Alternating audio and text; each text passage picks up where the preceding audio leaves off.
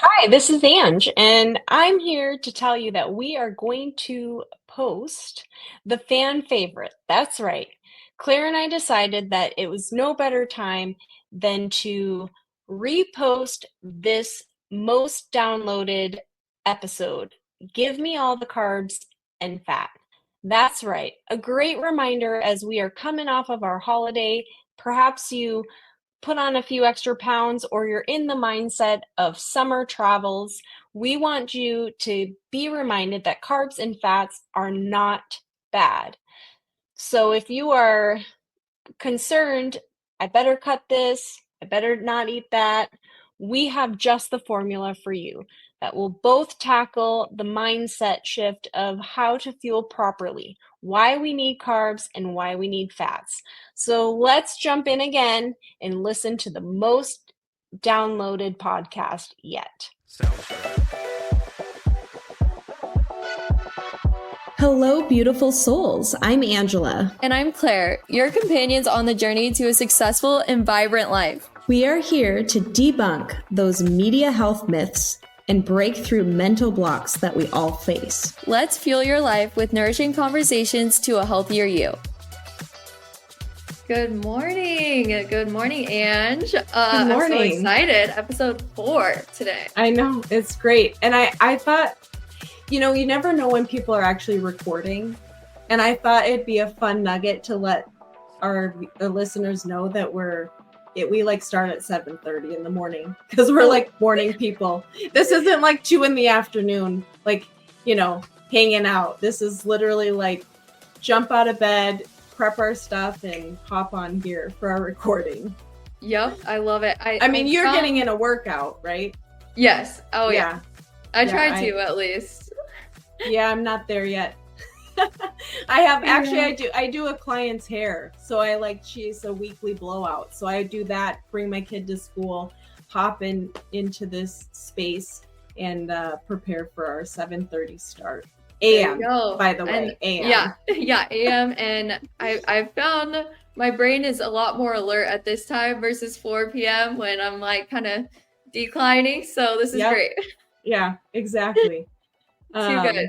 Well, I'm excited. You chose this episode today, so you're kind of taking the lead on this one. But do you want to tell everyone kind of? Yeah, we are talking. What inspired this, and what are we talking about? Yes, so we are talking about. We're going to debunk that whole concept of like no sodium or low sodium, no carb, low carb, no fat, low fat. We're just going to hit those myths that are out there, break down who they're for, who is the media talking to. And I was inspired by this because you asked. It was back in my training for half marathon days, and that was in an era where it was low carb, low fat, and you're training like crazy miles each week. And I'm like, how did I get through that? How did I physically be able to fuel? I was like hanging on a thread, internally. Outwardly, I could just get up and I could run those training miles, 5-7 miles, no problem. But internally, my body was depleted. And so I would, the real aha moment for me was, number one, when after a half marathon, I was like laying on the floor in the bathroom, sick. Because, and if I hope I don't botch this, but I would experience it's hyponatremia or Mia. I don't know. Can you read that? It's a big word. I was experiencing it, but it just means hyponatremia. Yes, there it is. Thank you. I was low on sodium. And so with that, my levels going into racing were already low because I wasn't salting food. I was trying to like do what the media says and low sodium. And of course I strive for better, but really what the debunk piece is it's for those who eat processed foods, those who go through the drive-through, those who who are constantly, is it canned foods, boxed food, frozen food, and fast food? Like all of those are just rich in sodium. And being that I ate from home, you don't have, your vegetables do not come with salt. Your meat does not come with salt if you're doing everything from scratch. And so that is when I learned. I ran into a half marathon or a marathon runner in San Diego when I did a race out there. And she looked like the runner. And she, in fact, I just stopped her and I was like, can you tell me what's going on? And her story was that she was doing 2 marathons that weekend. Oh my goodness. Yeah, so it's like, please tell me what's happening. Tell me your secret. Yes, she's like, you're probably low on sodium based on the severe nausea, lower GI issues of depletion. And so I changed the game a little bit moving forward and had a better success. Just knowing I needed to salt my food and take care of myself in that aspect. And then, of course, the whole low carb and fat also came into me having education when I retired from the long distant running and moved into bodybuilding, and then having a trainer to help guide me and say, please salt your food. Please eat carbs, and here's your food plan. Please eat these fats. And at one point, my fat intake was like 100 grams a day. And my carbs were 150. And just to kind of break that down, carb for like 40 carbs is like 1 cup of cooked rice. So just putting that in perspective of that equivalent. 32 grams of fat is equivalent to your 2 tablespoons of peanut butter. So just bringing, like, I'm hitting 100, here I'm hitting those 150 carbs a day, and I'm training in bodybuilding. And then of course salting things, and not like over excessive, but just getting that extra salt in. And then realizing, wow, our daily intake should be like 2,300 milligrams, which is equivalent to 1 teaspoon of salt a day. Wow. And that could be us slowly adding it or,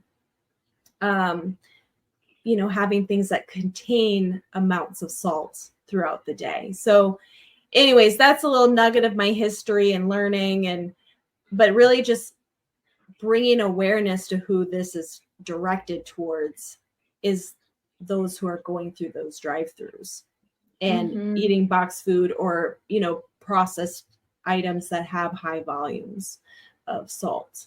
So absolutely. I think it's so important for people to realize that when it comes to the sodium, you're not as much worried about this, like just adding salt. That's just such a common thing. Like, I don't add salt to my food. And it's like, we're more worried about what you're eating and what sodium comes with that. Even if it's not through a drive-through, like chicken has sodium, like steak has, like there's certain things that have a lot of sodium. So just kind of becoming aware of all of those, even though table salt is not the issue. I think it's just important to hone in on that. Yeah, and understanding like the benefits of why sodium is good and carbs are good and fats are good, and what their purpose is for our life on the daily. And we all need it. It's just how much do each of us need based on our lifestyle. And I think that's the key, because media is speaking to the general population. But the population has a different story. Like you have a different story, Claire, than me, even though we're active people. But our stories look different. So we need to really break that down. Like someone who is, working out 5 days a week, who is sweating a ton, they're going to need that salt. A greater amount of salt than, the average, to help keep everything in check. What differences did you notice once you started realizing, wow, I'm not getting anywhere close to the sodium? Like, what were some of the benefits that you saw?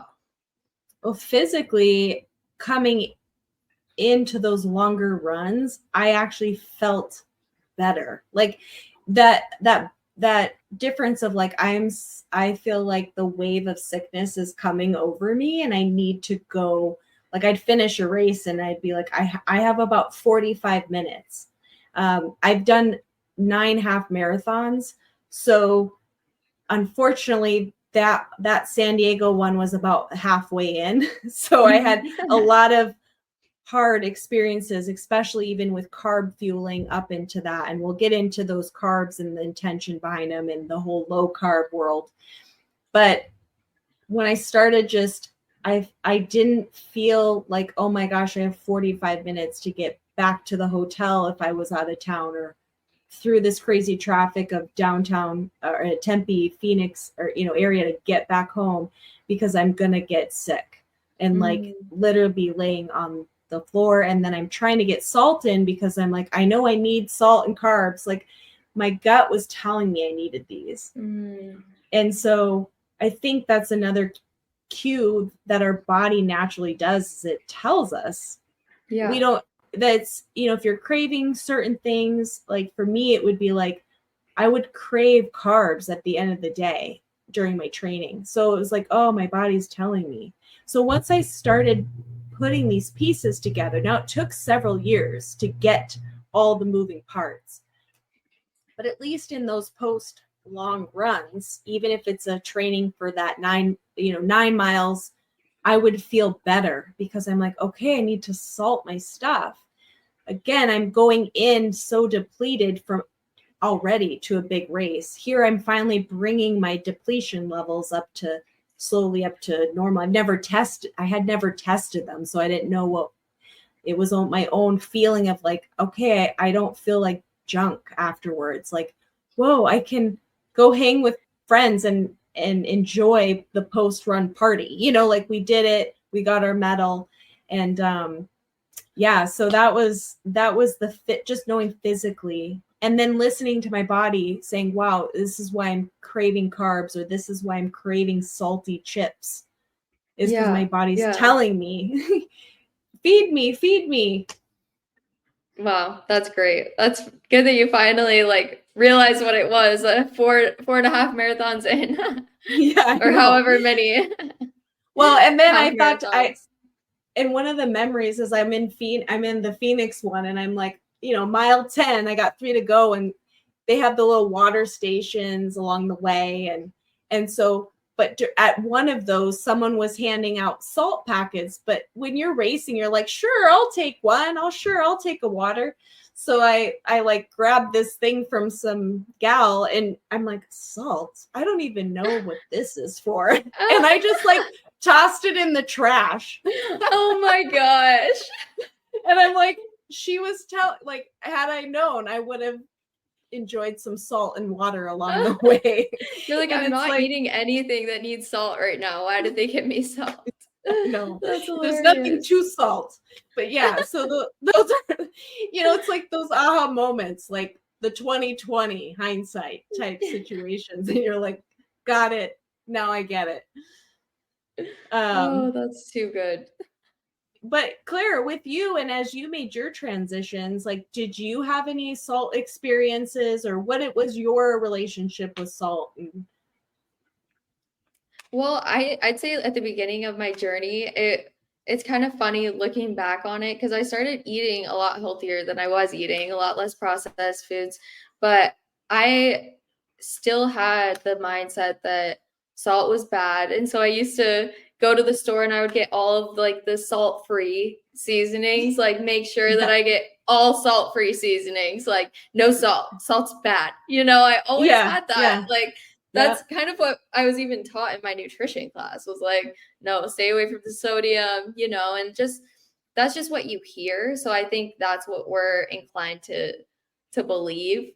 Right. So yeah, I haven't really had I don't do any like long distance running or anything like that. So I haven't had a similar experience, but I know so many people who do. And I hear all the time from my patients too, like, if I am not getting, like for a lot of my cyclists, for example, like they need something, especially in the Arizona heat. I think everyone that's the probably. other thing too. We're walking in general. I think Arizona's walking around a lot, really dehydrated because we sweat here, it evaporates. It's not like in the Midwest where there's humidity or in the South and you're feeling that, sweating, dehydrating.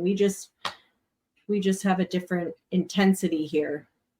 So for our listeners who do feel this, they feel like they're experiencing a similar thing as you with the dehydration, especially in these Arizona summers. What do you recommend are good ways to get that sodium? Like, what do you add it to your water? Like, while you're training, what are you doing?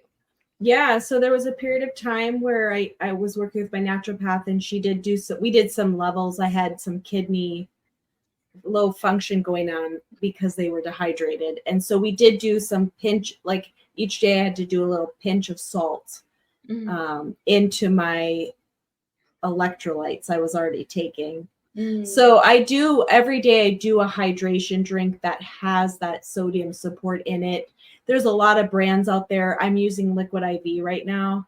In other times I've used Noon and UUN, and they have the tablets that drop in. And so I just had to be mindful because there was a hydration drink I was doing for quite some time that when I finally had the education behind the sodium, there was like no sodium in there. So oh my gosh, it was targeting a different thing for my body, but it wasn't helping in that. So I should have been doing pinches of salt with that. So it doesn't mean you scratch what you have in your pantry, or if it doesn't contain it and you're at the store and you like the flavor. I think the big thing is like what you're drinking, because if you're trying to hydrate, but you can add a little pinch of salt and that'll help. That'll make those differences.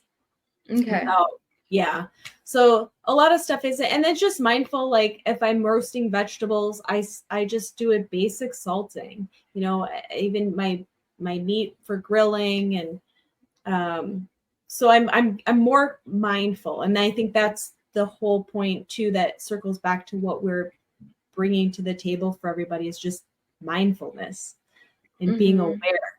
And if you do eat more processed foods and you're listening, it's just, again, the same thing. It's being mindful of what you're consuming, how much that percentage is on the back of the box, the container, the label, just reading that and just having awareness and seeing, even too, just drinking more water. If you just add that water in, if you find your sodium levels are higher, intake per day, just flushing that is huge too. And balance it out a little bit. Okay. Yes. Well, so also, you said we were going to talk about carbs, and I'm excited for this. I'm excited because this is such a common thing where people are like, oh, carbs are bad, So let's talk about carbs. I think it goes back to, we need carbs and the benefits of that and why we need it. Really quick on the sodium, it supports muscle function, nutrition absorption. It prevents cramping. So like you said, if there's cramping, or what are some of the things you notice? Yeah, cramps, like Charlie horses, things of that nature. So those are other things that sodium does help support and prevent. So I wanted to push that out before we were on to carbs, because carbs, as we know, is an energy source. And it's so good for it does actually help support weight control, believe it or not. Everybody's like anti, but when we have everything in balance within a daily intake, it's huge. It is a benefit. Our food is fuel, and that's how I approach it. And again, like, everyone's lifestyle is different, so how many carbohydrates are consumed a day is going to vary on your goals, if you're sedentary, if you are moving, but there is always a baseline. Mm-hmm.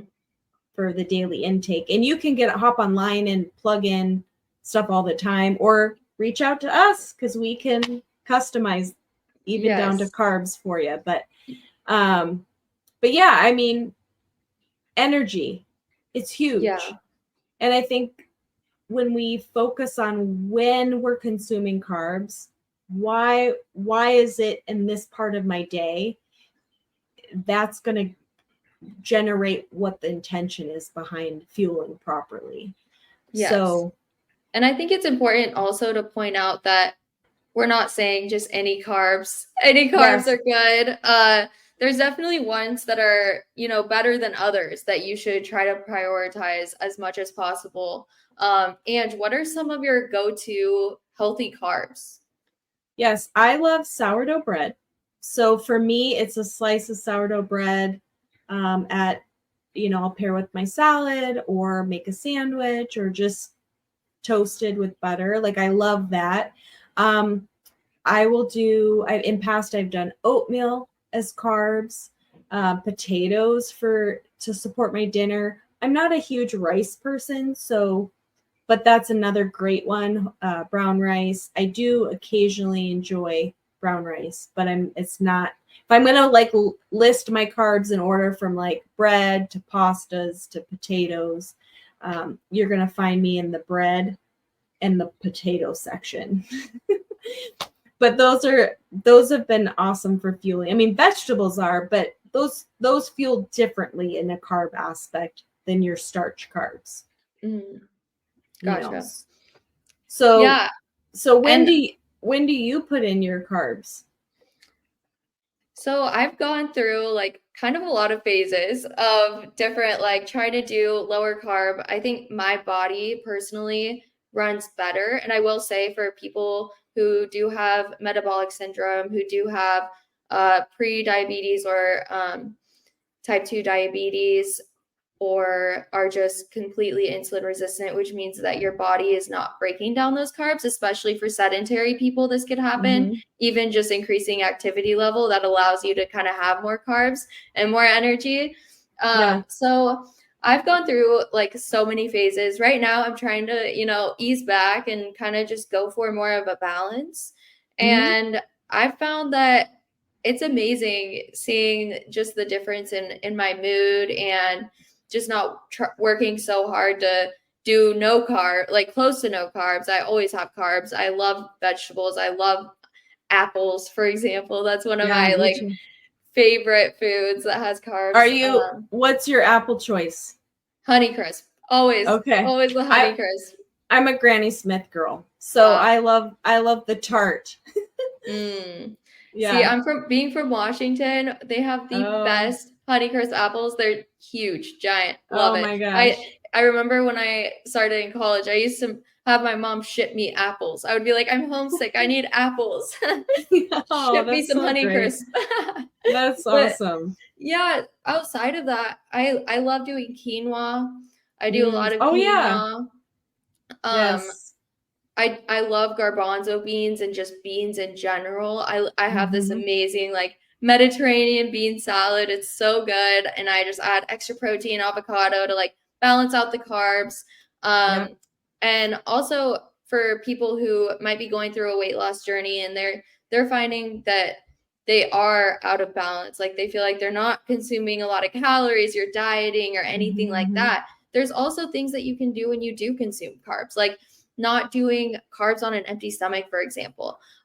If you're trying to lose weight, and then you're doing like oatmeal for breakfast, Mm-hmm. that is going to be harder for your body to break it down, and your body is more likely to be storing that as fat if you are insulin resistant, because your body's not breaking down those sugars, they're just being stored away as Yeah, fat. yeah. So there's And I different things. think and I mean to touch on that is like that's an aha moment, because it's not saying no to the carbs.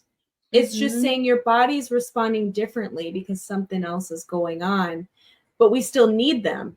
But it's how to Mm-hmm. place them. And Exactly. so would let's pause on this thought here, is with that oatmeal eater, because there's a lot of them out there. Do you Mm-hmm. pairing it with something, does that help for Yes. absorption? So Okay. what I always recommend for all of my patients, I always say, put a sweater on your carbs. That's like a Yeah. great way to say it. I think Glucose Goddess started that, but putting a healthy fat and a healthy protein with your carb will help to minimize that blood glucose spike. At the end of the day, we want to have that as leveled as possible, and there's so many reasons for that. They're like, your blood glucose levels are a big determiner of longevity, and so Yeah. not having these spikes all the time can really help to minimize that. And also doing your meals in order of, doing, like, for example, green leafy greens before you're having the carbs, like before you have that pasta, having these things that are really high in fiber helps line your system. And then once you have the carbs, your blood glucose levels are not going to spike nearly as much as if you did it on an empty stomach. And I actually used to have a continuous glucose monitor. Everyone's probably seen it. It's a little sticker on the back of people's arms that they wear. So much fun. I had a lot of fun with it. I used it as like an experiment to see what, how my body was reacting to certain foods, which was really, really interesting. And I would kind of mess around with it. Like, how does it act? How does my blood glucose levels act if I have the protein, if I have Greek yogurt before I have my oatmeal? Like what's that difference gonna be? And the differences were insane.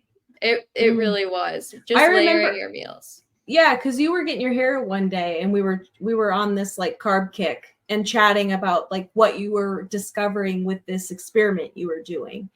But I think that just goes to show, like, it, as you were going through it, you are still consuming carbs. Oh yeah. And again, it goes back to the fact that, like, carbs are fuel. They are intentional, like, placed on this earth for us to have because there's purpose behind them.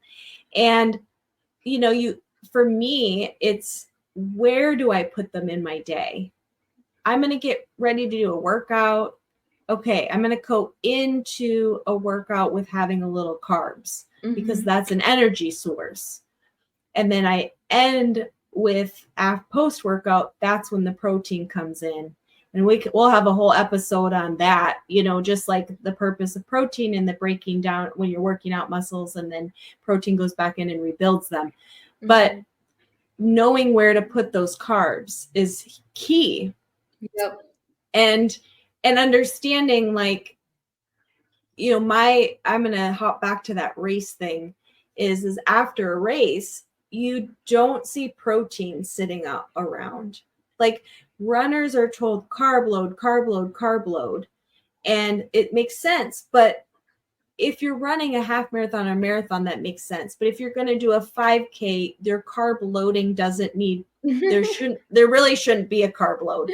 I mean, and a post race, you'll see bagels, bananas, donuts, granola bars, like all at the end of a race is someone who of a 5K. And it's like, but you pick one. Yeah. Like, or say yes to all of them and then put them in your car and enjoy them throughout the week, but like, there's just such a different mindset of what's the purpose behind why we're fueling. Absolutely. Well, I think we had one more thing that we wanted to cover, and that is fats. Yes. Are fats bad? Are fats bad? No, they're not, actually. They're just like sodium and carbs. They're not bad. But,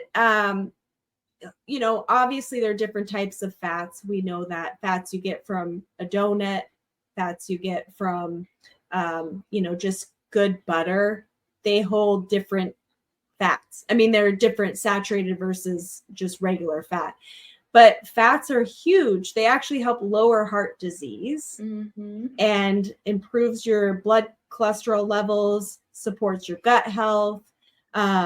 So some of the good fats that I enjoy are walnuts, nuts of different nuts, but flaxseed, chia seed, avocado, olives, soybeans, all have good, healthy fats going on.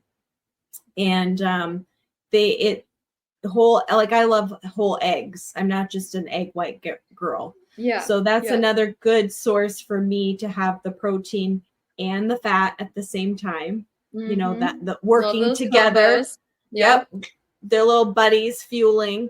And you know, it's good. It's good for the brain. It is huge for just brain power, mental brain power, energy, to have like those good fats. So they're not bad. It's all in They're balance not again. bad. Yes. They're not bad. One of my favorite stories that Dr. Hurst has told me when he was a fellow at the hospital that he was at, and they had no nutrition training in medical school. None.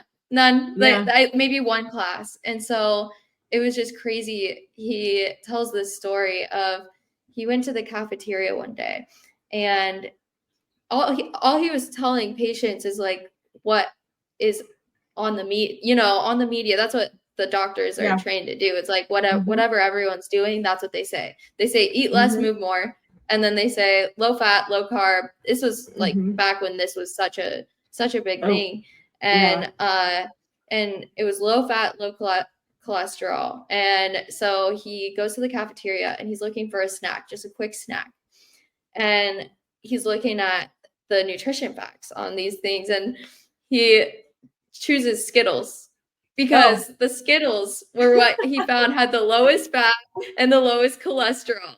And so I always love to tell that story because it's just so funny that, like, even doctors, that's how they're trained. Yeah. It's versus that it's okay if there's some fat going on. And it's okay if there's some cholesterol in there because there's a balance going on. But having all that sugar, it's going to be stored as fat anyways. Right. High carbs and all that can convert to fat. So exactly. But yeah, I mean, I just like the sodium, just like the carbs, it's the same concept with fat. It's not bad for you. We need it. It's food fuel. And if you do find, like you said earlier, you prefer a lower carb diet, so your fats would be higher to balance that. Yeah. Because the fats and carbs are interchangeable. So for me, myself, I'm with you with that, where I have a higher fat diet. I still have carbs going on. My body just breaks that down differently, but I'm still getting a bigger caloric intake that's balanced. Right. And that's like the thing to make sure that if you lower one, you want to support and bring another one up. It isn't just cut, or bring everything up. Like that's where, like, Claire and I, this is our jam, and we have clients that we work with to help give them a balance based on lifestyle. But it's just important to know, like, don't be afraid of these things, and the media has a general rule of thumb that they're trying to target a large audience who is probably falling under that category. But if you're living a really active lifestyle, you're trying to hit specific goals, even weight loss goals, you still need the carbs and the fat. Absolutely. Yeah. So for our listeners who have no idea, like that, how much fat should I have? How much carbs? What would you say is a good rule of thumb? Do you have a good way that you look at it for just a typical balanced diet of how much of each of those they should have? I will Google depending on what my goals are, but you can go to like bodybuilder.com has been a source that I've people just want to get curious. That's at least a source that I've referred them to where you can actually plug in goals and try to get an outline of what you're specifically trying to do. It's really hard to find that perfect baseline until we dive a little bit deeper into what someone's goals are, what their current activity level is. It becomes very customized, as you and I know, Claire. But that's a resource that I've used in past to find a baseline. And based on that is then getting a better idea. You can also Google search, the average carbs, daily carb intake, fat intake per day, and then it'll like give you a range online. That's what the sodium is. Our average intake is 2,300 milligrams of sodium per day is the goal.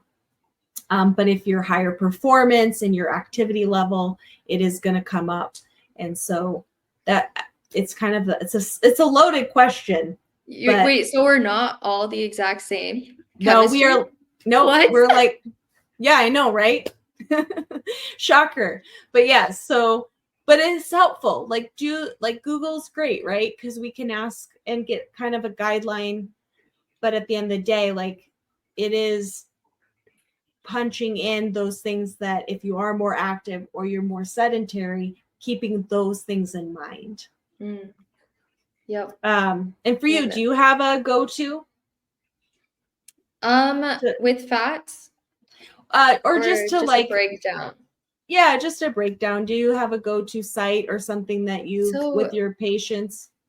Yes, I love using Chronometer. I used to use MyFitnessPal. I always recommend to people just track for 5 days.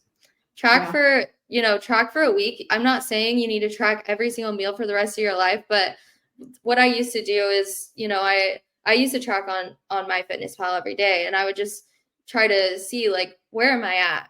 Because if you don't know what you're like, what you're just doing every day, you don't think about it until you like track it. Once you track, you're like, oh my gosh, I had no idea that. And what I like about both of these apps, actually, Chronometer, I like because the free version, you can still scan barcodes, which makes it just so much easier. But doing that just really opened up my eyes that now I'm at a point where I'm like, I can pretty much just know. But starting off, I think I always recommend to people, like, just get your baseline, find out exactly what that breakdown is. It'll actually give you a pie chart of how much carbs, protein, and healthy fats that you're having. And you can put in, your height, your weight, you can put in all that information. It'll give you a calorie range. Because, I mean, the 2,000 calorie range, that's not for everyone. And especially if you have certain goals that you're trying to hit.